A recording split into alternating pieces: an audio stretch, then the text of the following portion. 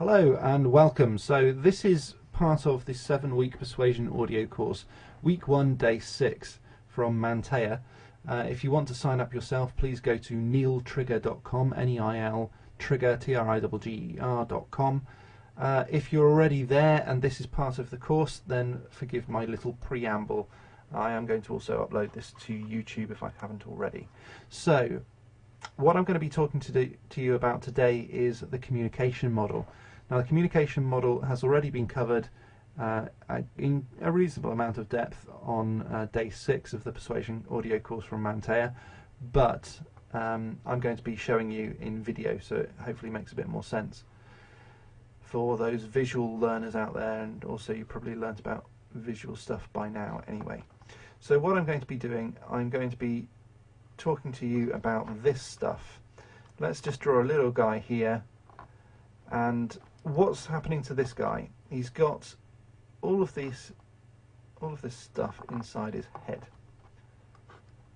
And okay, so just imagine that this is your head, maybe without the boxes, and what happens is that you get bombarded with your sight, these little ears, sound, then you get the smell, you get the taste into his mouth, although it's closed, you know, maybe we could make it open. There we go.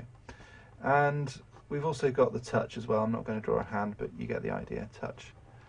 So what happens is that you get all of this stuff, you get loads and loads of stuff bombarding you all the time. There's all of this sight, you get this little thing over here, you can see all the words, you can see the pictures, you can possibly see something flashing maybe, I don't know. You're looking at your computer screen, you're concentrating on the light. All of this sort of stuff's bombarding your eyes all the time, and you also get sounds, and sounds probably a lot more. So maybe you can hear me clicking my fingers while I'm talking about the words, and maybe creaking on my chair as I'm moving back and forth, and maybe even the scratch of my pen as I'm writing hello, that sort of thing. There's loads of stuff going on all the time as you're concentrating. Then you get the smells. Now often you don't even pay attention to the smells, but what does your room smell like? Where are you at the moment? What does it smell like? What about taste? Can you taste your mouth? Are you drinking something? Are you eating something? Are you chewing on gum? What about touch? How does that gum feel in your mouth if you are? What about the keyboard? What about the mouse that you're probably holding right now, unless you're looking at it on a mobile device, in which case just concentrate on the feel of your feet. All of this stuff, there's loads of stuff going into your brain at the same time. So what your brain, you're a clever little being, so what you have to do is to filter it all down. And the way that you filter it is through deletion, distortion and generalization. So you delete stuff. So the best way of making sense of some of this stuff is just to delete it. So if you're not interested in the smell right now, you can delete it. In fact, I'll do that in red just to show you. So what you can do is to actually just delete stuff.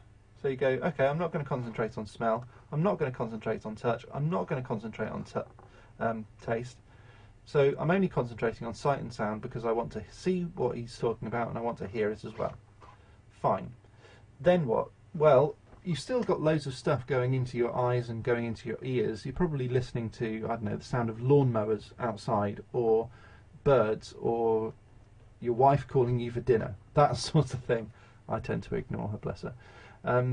So what we can do, we can work out exactly all of this stuff in order to work out how to filter it all down.